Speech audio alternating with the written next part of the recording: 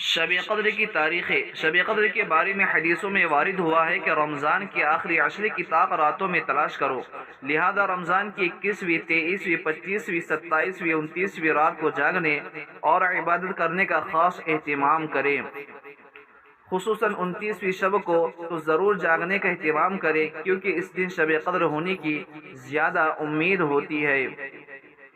حضرت عبادہ رضی اللہ عنہ فرماتے ہیں کہ نبی کریم صلی اللہ علیہ وسلم ایک دن اس لیے باہر تشریف لائے کہ ہمیں شب قدر کی اطلاع فرما دے، مگر دو مسلمانوں میں جھگڑا ہو رہا تھا۔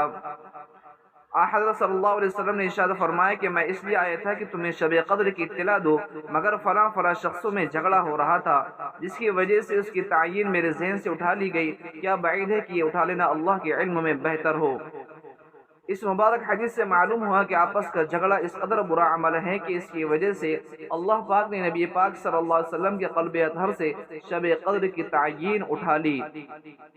یعنی کس رات کو شب قدر ہے مخصوص کر کے اس کا علم جو دے دیا گیا تھا وہ قلب سے اٹھا لیا گیا، اگرچہ بعض وجوہ سے اس میں بھی امت کا فائدہ ہو گیا، لیکن سبب آپس کا جھگڑا بن گیا، جس سے آپس میں جھگڑے کی مذمت کا پتہ چلا۔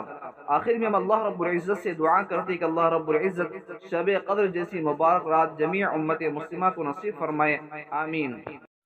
محترم ناظرین و سامعین اکرام، اگر آپ کو ہماری یہ ویڈیو پسند آئی ہو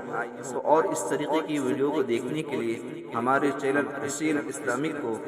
ضرور سبسکرائب کریں اور شیئر کرنا ہرگز نہ بھولیں۔ السلام علیکم ورحمۃ اللہ وبرکاتہ۔